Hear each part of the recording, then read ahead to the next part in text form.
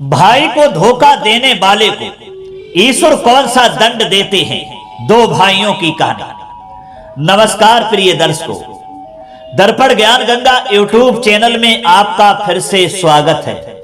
दोस्तों, आज इस वीडियो में लेकर के आए हैं दो भाइयों की कहानी। ये दो भाइयों की कहानी आपके लिए बहुत कुछ सिखाएगी, बहुत कुछ जानकारी देकर के जाएगी, जिसमें आज हम आपको बताएंगे कि इस संसार में भाई के रिश्ता जैसा कोई रिश्ता नहीं होता। भाई के जैसा पवित्र प्रेम करने वाला कोई और प्रेमी आपका हो ही नहीं सकता। भाई जैसा हमदर्द इस दुनिया में कोई और नहीं होता। जब भी एक भाई पर किसी प्रकार का वक्त आता है, कोई संकट आता है, चाहे वो गरीबी का संकट हो, चाहे दुश्मनों की लड़ाई झगड़ा का संकट हो, जब भी एक भाई के ऊपर इस तरह की समस्या आती है और जब उसके भाई को पता चलता है कि हमारा भाई इस तरह के संकटों में फंस चुका है, तो उस भाई का खून फड़कने लगता है और वह भाई भागता है और अपने भाई की भुजा बन करके समक्ष खड़ा हो जाता है।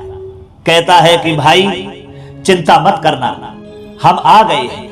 क्योंकि दोस्तों, आज के समय में चाहे भाई भाई में बोलचाल हो या ना हो, चाहे भाई भाई एक साथ बैठते हो या न बैठते हो, चाहे एक दूसरे के घर पर जाते हो या न जाते हो, इससे कोई मतलब नहीं है।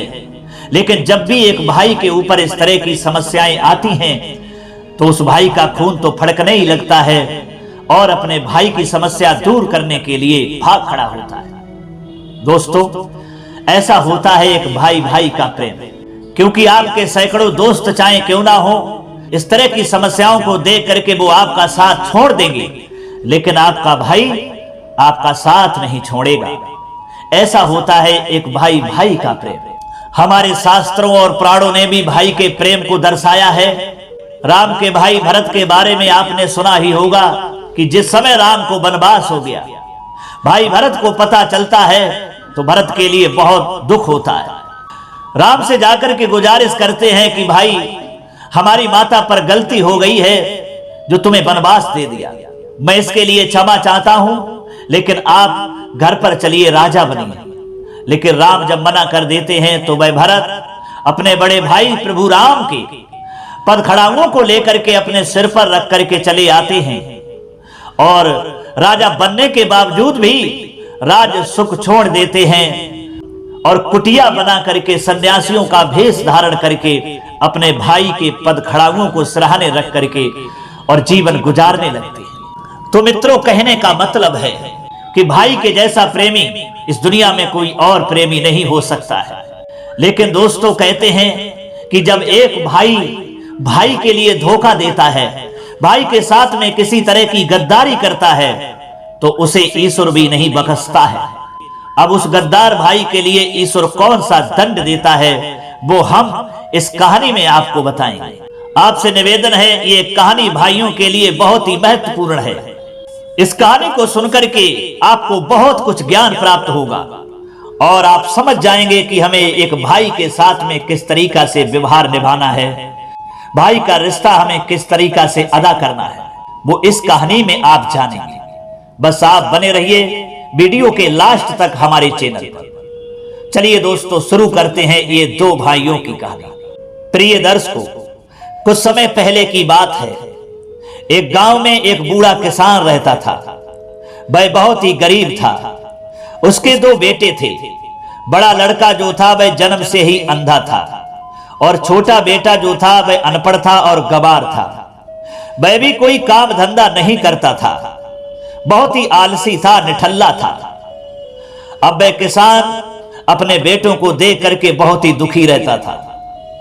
किसान सोचता है कि हमारा बड़ा लड़का है वो अंधा है, उसे दिखाई नहीं देता, और हमारा छोटा लड़का है आंखों से तो सही है, पर ये निठल्ला है, आलसी है, कामचोर है, बिल्कुल अनपढ़ गंवार है, ये पढ़ना नहीं चाहता। अब हमारे बच्चों का जीवन आगे कैसे गुजरेगा, ये सोच करके किसान जो था वह दुखी रहने लगा। जैसे तैसे दिन गुजरते जा रहे थे, धीरे धीरे वह किसान बीमार रहने लगा और एक दिन उसने चारपाई पकड़ ली। अब वह किसान समझ चुका था कि मेरी मृत्यु जो है वो निकट आ चुकी है, मैं जल्दी ही मरने वाला हूं। दोस्तों, उस किसान ने अपने दोनों बेटों के लिए फिर अपने पास बुलाया और छोटे लड़के के हाथ में बड़े अंधे बेटे का हाथ दे दिया और दे करके बोला कि बेटा, इसका हाथ कभी मत छोड़ना, इससे संबंध कभी मत तोड़ना, चाहे तुमको भीख मांग करके ही गुजारा करना पड़े, लेकिन इसका भार मैं तुम पर ही छोड़ करके जा रहा हूं, क्योंकि अब हमारा समय जो है वो निकट आ गया है, मैं दुनिया को छोड़ने वाला हूं।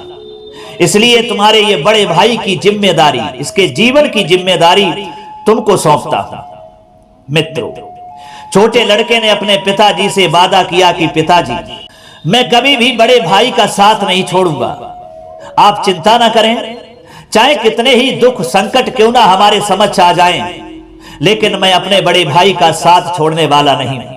दोस्तों, फिर बूढ़े किसान की कुछ दिनों के बाद में मृत्यु हो जाती है। बूढ़े किसान का देहांत हो गया। उसके मरने के बाद छोटा भाई बड़े भाई का हाथ थाम कर दिन भर घूमा करता था। जो कुछ भी भीख मांग कर मिलता, छोटा भाई पहले बड़े भाई को खिलाता, फिर खुद खाया करता था। इसके अलावा वह कर भी क्या सकता था? फिर भी वह अपने बड़े भाई का पूरा ध्यान रखता था। वह बड़ी मुश्किल से अपने दिन बिता रहा था। अक्सर वह दुख का मारा सारे गांव का चक्कर लगाता, लेकिन उसे भीख नहीं मिलती थी, तो भूखा ही रह जाया करता था। धीरे धीरे भूख और तंगी के कारण छोटा भाई बहुत परेशान हो गया। फिर उसने अपने भाई के प्रति अपने पिता से किया वादा तोड़ने की सोचने लगा।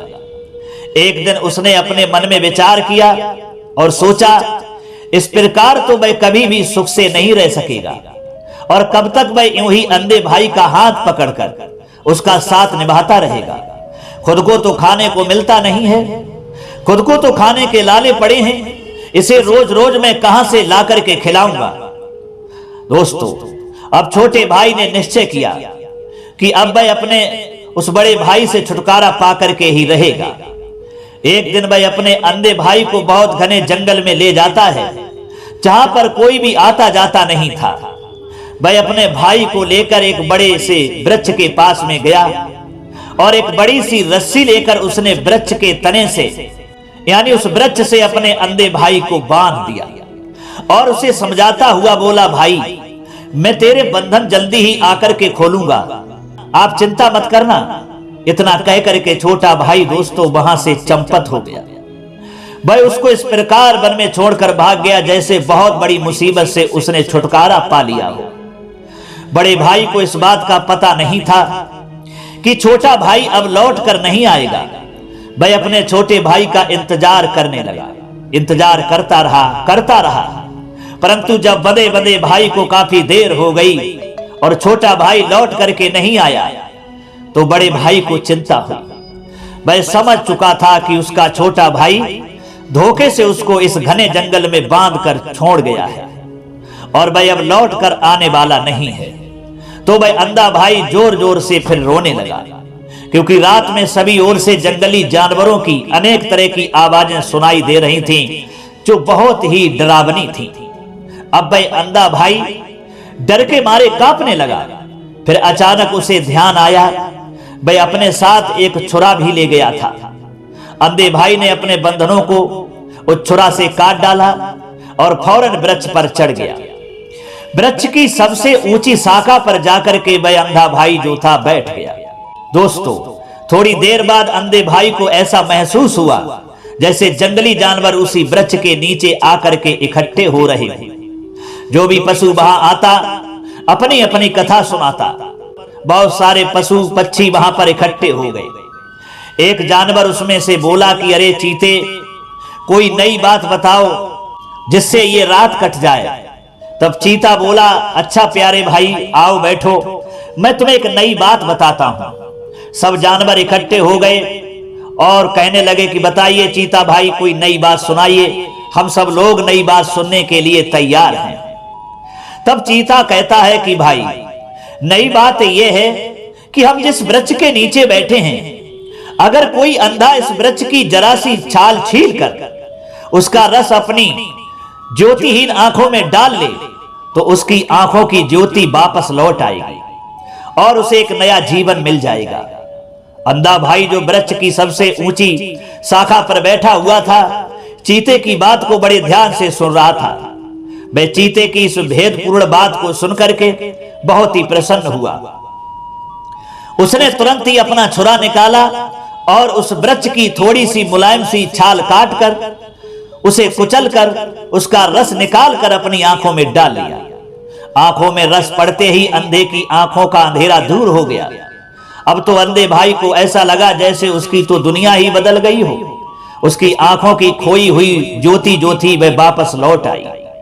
उसको नया जीवन प्राप्त हो चुका था। अंधा भाई बहुत ही खुश था। अब वह सब देख सकता था। इसी बीच धीरे धीरे उस वृक्ष के नीचे कई और भयानक जानवर आकर के फिर इकट्ठे हो गए थे। तभी एक पशु बोला भेड़िया से कि भेड़िया भाई, अब तुम भी कोई नई बात सुनाओ जिससे ये जो शेष रात है वो भी कटे, परंतु जो कुछ भी तुम बतलाओ उसमें झूठ का पुल बिल्कुल नहीं होना चाहिए। भेड़िया बोला, मैं झूठ तो कभी कुछ सुनाता ही नहीं, मैं तुम्हारे लिए एक रहस्य की बात बताता हूं। सब जानवर बोले, बताइए क्या रहस्य की बात है। तब वह भेड़िया कहता है कि मेरे भाइयों, जंगल के बाहर एक नगर है। वहां के लोग रहस्यपूर्ण ढंग से कुबड़े और कुरूप हो गए हैं। किसी को भी ये नहीं पता है इस परिवर्तन का क्या कारण है। एक दिन सुबह जब वह सोकर उठे तो उन्होंने अपने आप को इस कुबड़े रूम में पाया। उससे कुछ भी काम धाम नहीं होता है, वह चुपचाप पड़े रहते हैं। उनकी जो भी संतानें होती हैं वह मर जाती हैं। तभी एक पशु ने पूछा, अरे भेड़िए भाई, इस मुसीबत से छुटकारा पाने का कोई उपाय है? ये तो एक राज की बात है। तब भेड़िया कहने लगा, हाँ, एक बहुत ही बड़े भेद की बात है। एक उपाय ऐसा है जिसे मेरे सिवाय कोई जानता नहीं है, बस केवल मुझे ही मालूम है। सारे जानवरों ने कहा, तो भाई बताइए वह कौन सा भेद है, वह कौन सा उपाय है जो आपके अलावा कोई जानता ही नहीं है, हमें तो बताइए। दोस्तों, तब वह भेड़िया कहता है कि मेरे भाइयों, उत्तरी भाग में स्थित टेहरी नदी के किनारे एक पीपल का वृक्ष है और उस वृक्ष के कोटर में एक काला सांप रहता है। अगर कोई व्यक्ति एक सेर दूध उस सांप को ले जाकर के पिला दे तो वह सांप उस शहर को छोड़ करके चला जाएगा और वहां के निवासी फिर से अपने पहले वास्तविक रूप में आ जाएंगे। उनका कुबड़ापन भी दूर हो जाएगा और उनकी जो संतानें होगी वो भी जीवित रहेंगी। मित्रों, भेड़िए की बात सुनकर के जो शेर था वह शेर भी कोई भेद भरी बात याद करने लगा और वह बोला, सुनो भाइयों, मैं तुम लोगों को एक ऐसा भेद बताने के लिए जा रहा हूं। अगर कोई मनुष्य इसे जान जाए तो काफी लाभ उठा सकता है। हम चूंकि मनुष्य नहीं हैं, इसलिए हम इस रहस्य से कोई लाभ नहीं ले सकते। सब जानवरों ने कहा, शेर भाई बताइए वो कौन सा रहस्य है जिससे मनुष्य लाभ उठा सकता है। तब वह शेर कहता है कि मेरे प्रजाजनों, इसी राज्य की राजकुमारी कई दिनों से बीमार पड़ी है। राजा राजकुमारी से बहुत ही प्रेम करता है। राजा ने राजकुमारी के इलाज में कोई कसर नहीं छोड़ी है। उसने हर जगह से वैद्यों को बुलाया है और वैद्यों ने भी राजकुमारी का काफी इलाज किया है, लेकिन राजकुमारी को कोई अभी तक फायदा नहीं हुआ है। कई वैद्य हकीम राजकुमारी के इलाज के लिए भागे भागे फिर रहे हैं। उन्होंने कोई कसर नहीं छोड़ी, अपनी एड़ी से चोटी तक का जोर लगा दिया, परंतु राजकुमारी की अवस्था में कोई सुधार नहीं हुआ। साधु संतों ने भी राजकुमारी को देखा, परंतु वे भी कुछ नहीं कर सके। सबके सब हैरान हैं।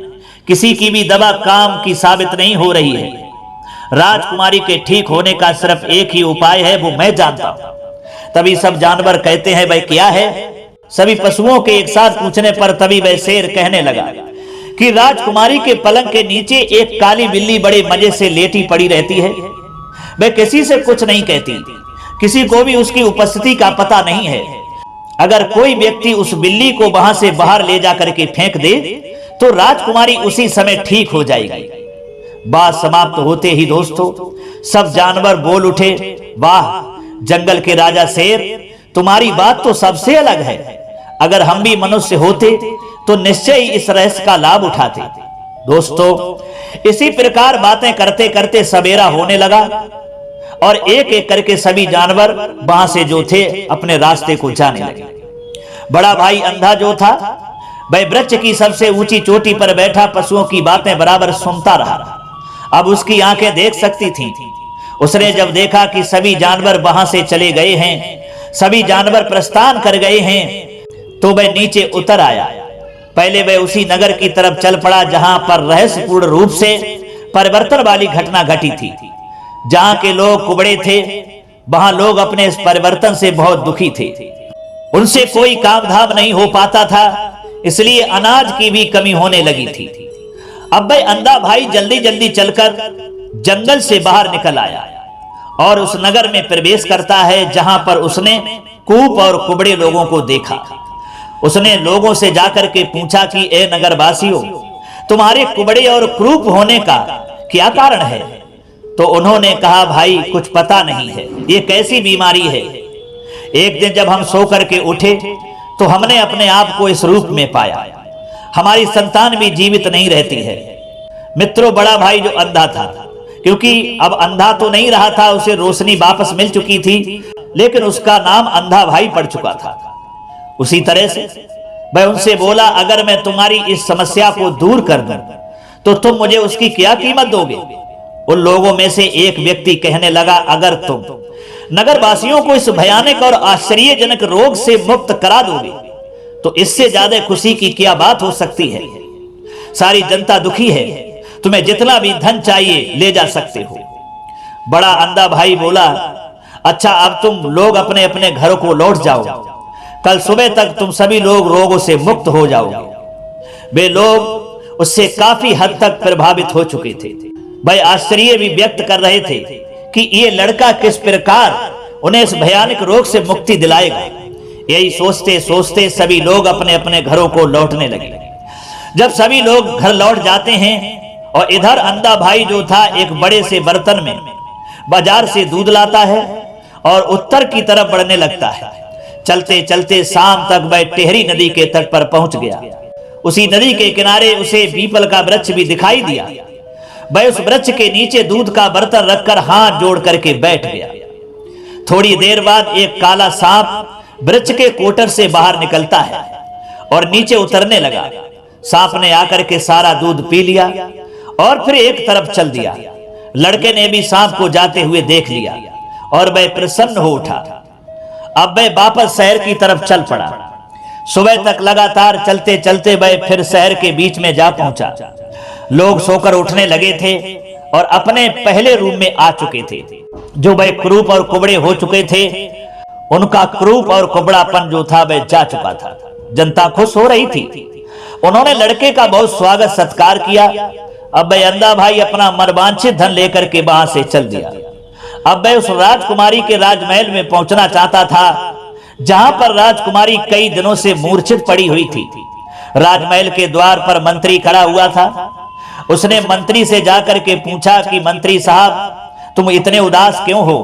क्या कोई बहुमूल्य वस्तु खो गई है या राजा पर कोई विपत्ति आन पड़ी है? दोस्तों, तब मंत्री कहता है, तुम्हें क्या मालूम नहीं है, राजकुमारी कई दिनों से बीमार है।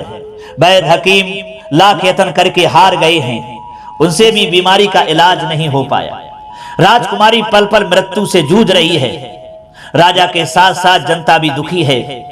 तब वह अंधा भाई कहता है, अरे मंत्री, अगर मैं राजकुमारी को ठीक कर दूं तो मुझे क्या दोगे? तब वह मंत्री बोला, जाओ जाकर के राजा से पूछ लो। तभी वैद्य हकीम साधु संत वहां आकर के खड़े हो गए और उस अंधे लड़के से बोले, अरे मूर्ख, क्या बकता है? क्या तुझे अपनी जान का भी डर नहीं है? अगर तू राजकुमारी को ठीक नहीं कर पाया तो तू अपनी जान से भी हाथ धो बैठेगा। जिस मर्ज का इलाज हम जैसे बड़े बड़े विद्वान नहीं कर पाए, उसका तू मूर्ख बालक क्या इलाज करेगा? जब भाग जा यहां से लड़का। दोस्तों, फिर वह अंधा भाई उनकी बातें सुनकर के मुस्कुराने लगता है, क्योंकि अब तो उसकी आंखें आ चुकी थी। अब वह अंधा नहीं था, लेकिन उसका नाम तो पहले से ही अंधा भाई पड़ा हुआ था। वह बोला, एक बार मुझे राजकुमारी तक पहुंचा दो और मुझे देख लेने दो कि राजकुमारी किस हालत में पड़ी है। राजमहल के द्वार पर शोर सा मच गया। तभी राजा का अंदर से रोविला स्वर सुनाई दिया, कि इस लड़के को अंदर ले जाओ। राजा मन में सोचने लगा, क्या पता किसी की कौन सी दुआ या दवाई मेरी बेटी को लग जाए, इसलिए इसको भी देख लेते हैं, कौन सी परेशानी है। अगर ठीक हो गई तो ठीक है, और नहीं तो फिर इसे भी सजा दी जाएगी। अब लड़का अंदर पहुंचता है। राजा ने देखा तो राजा बोला, अरे भोले लड़के, इतना बढ़ चढ़कर बात मत करो। जानते हो अगर तुम राजकुमारी को ठीक नहीं कर पाए तो मार डाले जाओगे। क्या तुम्हें अपने प्राणों का भी भय नहीं है? क्या तुम्हें डर नहीं लगता कि इस तरीका से इतनी बड़ा चढ़ा के बात कर रहे हो? दोस्तों, तब वह अंधा भाई बोला, महाराज मुझे एक अवसर तो दीजिए। राजा ने कहा, ठीक है, अगर तुम असफल रहे तो मार दिए जाओगे। लड़का बिल्कुल निडर था। वह कहने लगा, हे महाराज, मुझे यह भी मंजूर है, परंतु अगर मैंने राजकुमारी को ठीक कर दिया तो क्या आप मेरी शादी राजकुमारी से करोगे? राजा पल भर सोचता रहा, फिर बोला, अच्छा तुम अभी अंदर चल करके इसे देखो। लड़का कहने लगा, नहीं राजा साहब, जब मैं ठीक नहीं कर पाया तो आप हमारे लिए मार डालेंगे, लेकिन वादा हमसे करिए, अगर मैंने आपकी बेटी इस राजकुमारी को ठीक कर दिया तो इसका विवाह मेरे साथ करना पड़ेगा। दोस्तों, राजा जो था अपनी राजकुमारी के लिए सही देखना चाहता था, इसलिए उसने बिना सोचे समझे ही फिर कह दिया कि ठीक है, मैं वादा करता हूं, अगर हमारी बेटी को तुमने सही कर दिया तो हम अपनी राजकुमारी का विवाह तुम्हारे साथ कर देंगे। दोस्तों, अब वह लड़का जो था कमरे के अंदर जाता है तो उसने राजकुमारी को बेहोशी की हालत में एक मुलायम बिस्तर पर लेटे हुए देखा। लड़के ने अच्छे से राजकुमारी का निरीक्षण किया। फिर जो लोग उसके साथ आए हुए थे उन लोगों से लड़के ने कहा कि तुम सब कमरे से बाहर निकल जाओ। फिर दोस्तों सब बाहर निकल गए और उस लड़के ने दरवाजा बंद कर दिया और पलंग के नीचे टटोलने लगा। नीचे एक बड़ी सी बिल्ली चुपचाप बैठी हुई थी। लड़के ने उस बिल्ली को पकड़ा, उठा करके खिड़की से बाहर फेंक दिया। तभी राजकुमारी चौंक करके उठ बैठी। उसको ऐसा लग रहा था जैसे वह सोते से जागी हो। उसे कुछ नहीं हुआ। सब लोग राजकुमारी के उठने का समाचार जानकर कमरे में घुस आए। राजा रानी राजकुमारी को देखकर फूले नहीं समा रहे थे। राजकुमारी ने आश्चर्य से पूछा, ये क्या बात है, मुझे क्या हो गया था, इतनी भीड़ क्यों लगी हुई है? तब राजा ने बताया, बेटी तुम्हें अजीब तरह की एक बीमारी थी जो किसी से भी ठीक नहीं हो पाई थी। तब इस लड़के ने आकर के तुम्हें इस बीमारी से छुटकारा दिलाया है, तुम्हारी जान बचाई है। परंतु बेटी इसकी एक शर्त थी, अगर ये तुमको ठीक कर देगा तो तुम इसकी हो जाओगी। ये तुमसे शादी करना चाहता है, आपकी क्या राय है बेटी? इतना कह करके राजा चुप हो गया। राजकुमारी भी लड़के के गुण और रूप को देख करके उस पर मोहित हो चुकी थी। राजा ने बड़ी धूमधाम से फिर उसकी शादी राजकुमारी से करवा दी। अब वह भिखारी अंधा जो था लड़का राजकुमार बन गया था। राजकुमारी सदा के लिए उसकी हो गई थी। एक दिन वह राजकुमारी को साथ लेकर घोड़ा गाड़ी में बैठा करके घूमने के लिए निकलता है। रास्ते में उसे अपना भाई पैदल घूमता हुआ दिखाई दिया। अब उस अंधे भाई ने गाड़ी रोकी और उसके पास जाकर के कहा अपने छोटे भाई से, अरे भले आदमी, तुम यहाँ पैदल क्यों घूम रहे हो? उसने कहा, तुम्हें इससे क्या मतलब? राजकुमार ने पूछा, तुम्हारा कोई भाई भी था? तब वह छोटा भाई बोला, हाँ था, एक अंधा भाई था। तब वह बड़ा भाई बोला, उसको क्या हो गया, वह कहाँ है? तब छोटा भाई बोला, वह शायद मर गया है।